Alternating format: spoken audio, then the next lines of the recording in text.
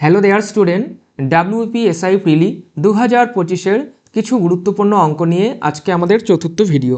চলো দেখে নেই এই ভিডিওর গুরুত্বপূর্ণ অঙ্কগুলি কি কি। সবার প্রথমে আমরা অঙ্কগুলি মুখে মুখে করার চেষ্টা করব, তারপর একটু বিস্তারিত আলোচনা করব। চলো দেখে নেই সবার প্রথমের অঙ্কটি কি। চারটি ক্রমিক যুগ্ম সংখ্যা A B C O D এর গড় 99, বি ও ডি এর গুণফল কত। চারটি যুগ্ম সংখ্যা রয়েছে, তার মধ্যে আমাকে বি ও ডি এর গুণফল বের করতে বলেছে। যদি বি আর ডি এর ভ্যালু বের করতে পারি তাহলেই গুণফল বের করতে পারবো। চলো প্রথমে বি ও ডি এর ভ্যালু বের করি। 99 গড়, তো তাহলে এখানে 99 হবে। এটা যদি 99 তাহলে এটা অবশ্যই 98-এর হবে। এটা 98 তাহলে সি 100, এটা হবে 102, 102। 102, তার মানে 102 পেলাম ডি এবং বি পেলাম 98। এই দুটির গুণফল বের করতে বলেছে। এখন গুণ করার ক্ষেত্রেও আমরা একটি লক্ষ্য রাখবো। দেখো চারটি অপশন, তার মধ্যে দুটি অপশনের ইউনিট ডিজিট সেম, এককের ঘর সেম, তার সাথে সাথে দশকের ঘরেরও সেম। যদি চারটি অপশন চার রকম হতো তাহলে আমরা টোটাল গুণ করতেও হতো না, জাস্ট এককের ঘরে মানে 8 দুগুণে 16, যেই অপশন সেটি উত্তর। কিন্তু হবে না, কারণ দুটি অপশন 6 রয়েছে, তাহলে একটু এগিয়ে যেতে হবে। 8 দুগুণে 16, 8 × 8, নর্মালি 9 দুগুণে 18, হ্যাঁ 6, 8 × 9, 8 × 9, টোটাল গুণ করব না। আমরা দেখতে পারলাম, কারণ শুধু এককের ঘরে নয়, দশকের ঘর এবং এককের ঘরে সেম রয়েছে 96 করে। দেখো তাহলে শতকের ঘর দিয়ে উত্তর মিলবে। তাহলে শতকের ঘরে 99 মানে 996, 996 শুধুমাত্র একটি অপশন রয়েছে, মানে বি নাম্বার। তাই এটি হবে সঠিক উত্তর। তাহলে পরীক্ষার সময় আশা করি 10 সেকেন্ডের কমই লাগবে যখন তোমরা নিজে করবে। চলো একটু দেখে নিই কেন এরকম হলো। মনে রাখবে, গড়ের ক্ষেত্রে আমরা সবাই জানি গড় হচ্ছে মধ্য সংখ্যা। গড় অলওয়েজ কি মিডিল সংখ্যা। ব্যাপারটি কি, একটা এক্সাম্পল দেখে নেই। মনে করো চারটি যুগ্ম সংখ্যা ধরে নিই, ছোট সংখ্যা 2, 4, 6, 8, ঠিক আছে। এই চারটি যুগ্ম সংখ্যা, প্রথমে আমরা অযুগ্ম সংখ্যা ধরে নিই। হ্যাঁ 1, 2, 3। দেখো চারটি অযুগ্ম সংখ্যা, পরপর অযুগ্ম সংখ্যা, ক্রমিক অযুগ্ম সংখ্যা। তাহলে এই তিনটি যদি আমরা যোগ করি কত হয় দেখো, 3, 2, 5, 6 হয়, এবং তার গড় যদি বের করি কত হয় দেখো 2। তাহলে আমরা ক্রমিক অযুগ্ম সংখ্যার ক্ষেত্রে গড় যা পাবো সেটি অলওয়েজ মধ্য সংখ্যা হবে। এবং আমরা জানি বেজোড় জিনিসের মিডিল সংখ্যা পাওয়া যায়, মিডিল বস্তু পাওয়া যায়।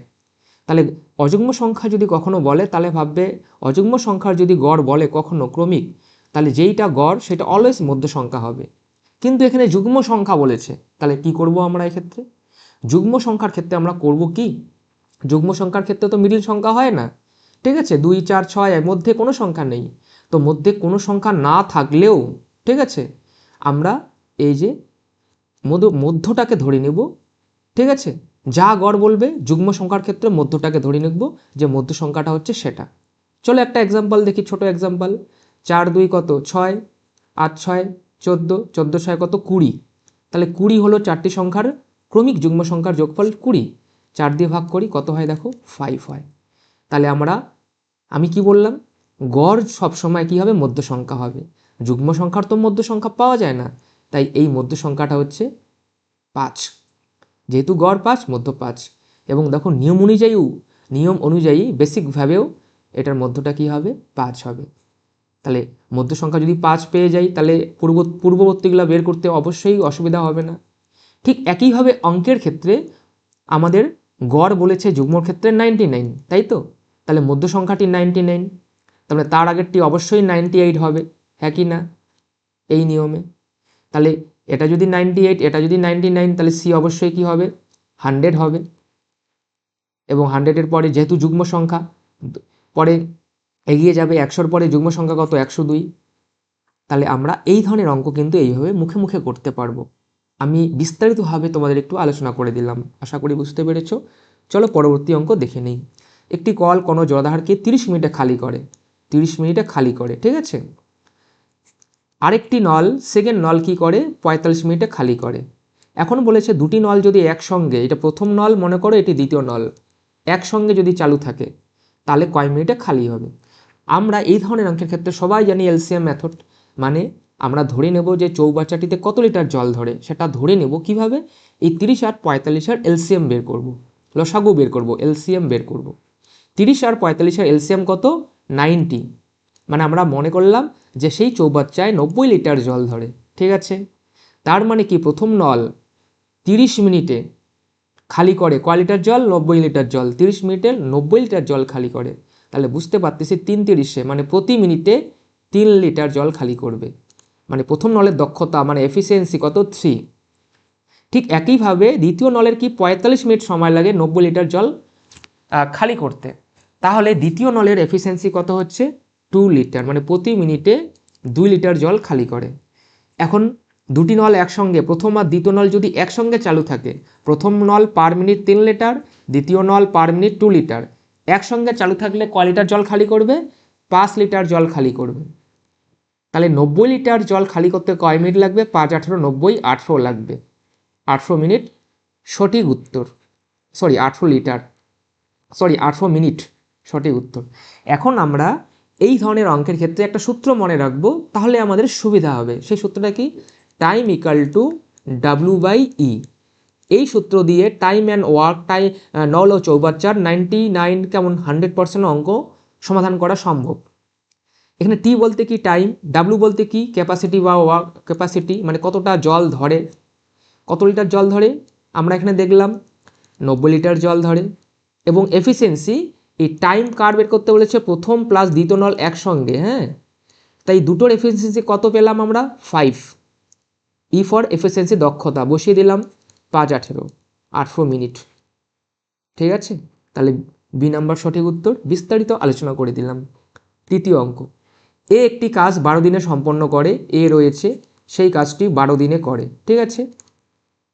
এ প্লাস বি যদি একসঙ্গে তারা করে, কি বলেছে, অবশ্যই কম সময় লাগবে, 8 দিনে করে, ঠিক আছে।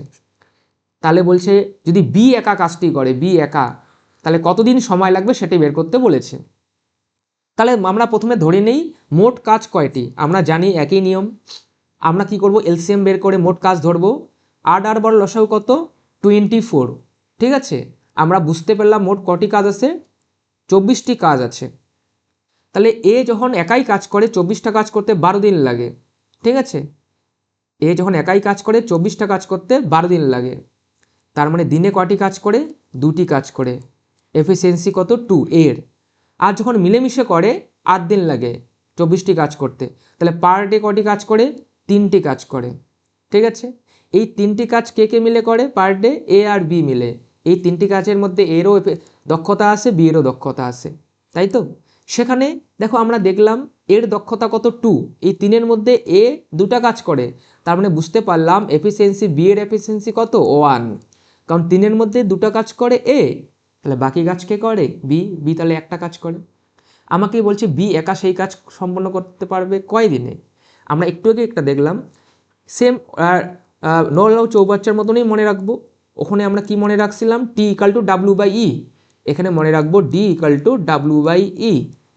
এখানে ডি ফর ডে, ডাব্লু মানে work, E for efficiency. D কার দিন সংখ্যা বের করতে বলেছে, বি এর দিন সংখ্যা। তাহলে বি যখন একা কাজ করবে কটি কাজ, ডাব্লুর জায়গায় বসাবো 24টি কাজ, লিখলাম 24। বি এর এফিসিয়েন্সি কত, পার ডে কয়টা পারে, একটা, বসালাম, তাহলে কত আসলো, 24।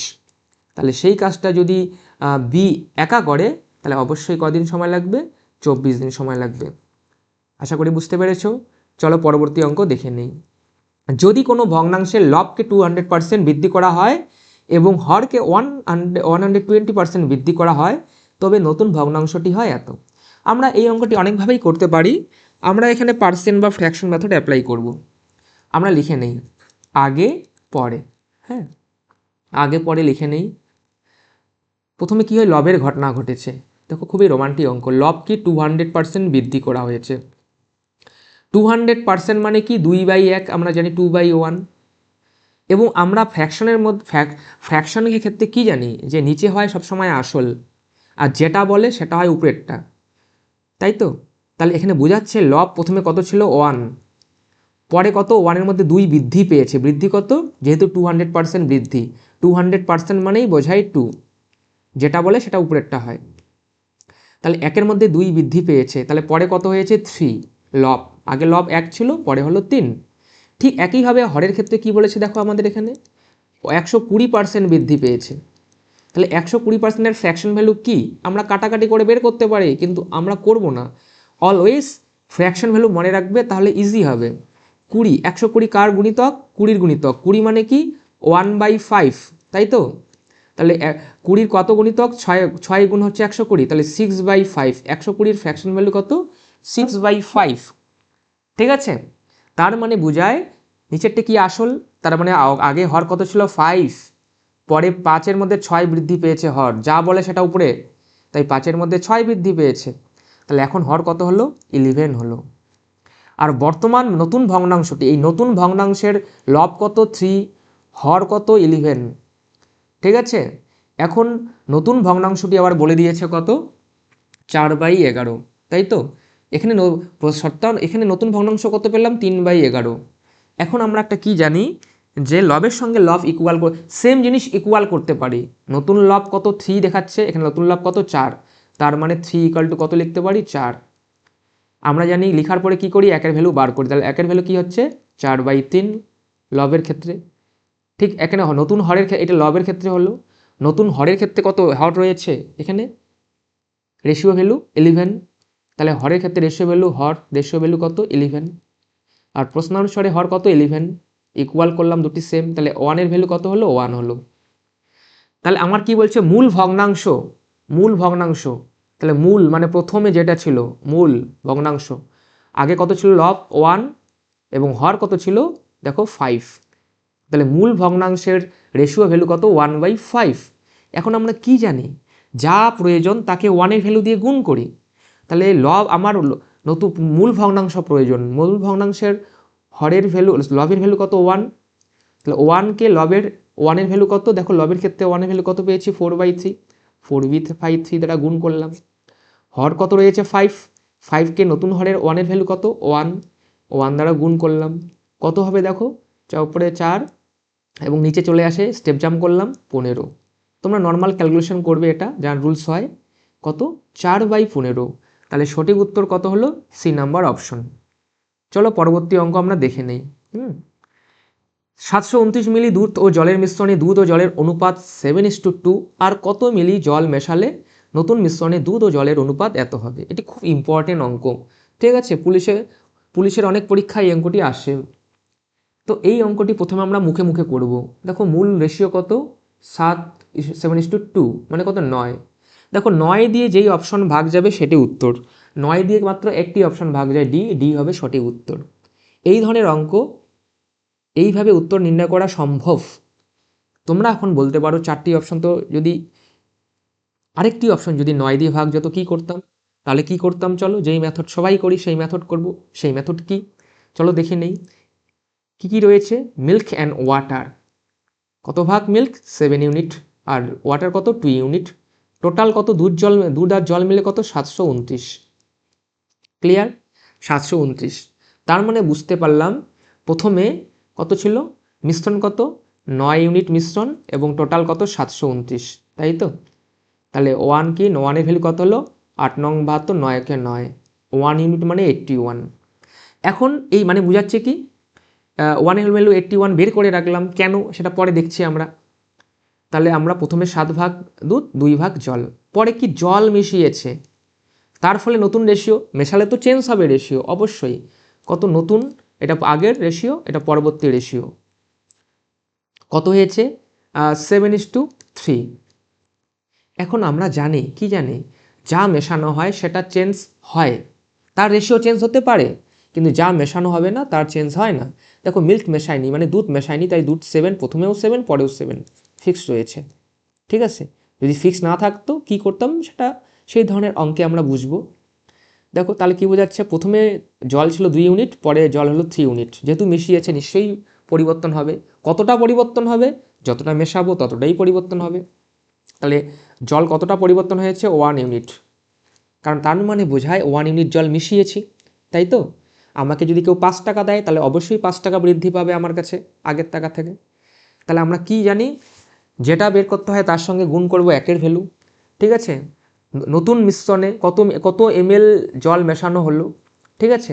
তাহলে আমরা দেখলাম 1 ইউনিট জল মেশানো হয়েছে, তাহলে তার সাথে কি করব? 1-এর ভ্যালু, 1-এর ভ্যালু কত পেয়েছি? 81, 81 গুণ করলাম কত হবে? 81 সাথে 1 গুণ করলে 81। দেখো আমাদের এটি উত্তর আসলো। তোমরা বাড়িতে প্র্যাকটিস করে দেখবে এভাবে, যে যদি 4টা অপশন 4 রকম থাকে এভাবেও করা সম্ভব। অপশনের উপর ডিপেন্ড করবে, ঠিক আছে, সেটা কন্ডিশন ওয়াইজ। তো যাই হোক, প্র্যাকটিস করলে তোমরা নিজেরাই বুঝতে পারবে কখন কি করবে। যারা প্র্যাকটিস করো নিজেরাই বুঝতে পারবে। যদি বুঝতে না পারো অবশ্যই আমাদের সাথে যোগাযোগ করবে বা কমেন্ট করবে, আমি তোমাদের বুঝিয়ে দেবো। এটা চ্যালেঞ্জ, ঠিক আছে, আমার চ্যালেঞ্জ বা আমাদের চ্যালেঞ্জ, শ্রী এডুকেশনের চ্যালেঞ্জ। যাই হোক, আমাদের ভিডিও দেখার জন্য তোমাদের সবাইকে অনেক অনেক ধন্যবাদ। আবার তোমাদের সাথে দেখা হবে নতুন একটি ভিডিও নিয়ে। তোমরা সবাই ভালো থাকবে, ভালো করে পড়াশোনা করো।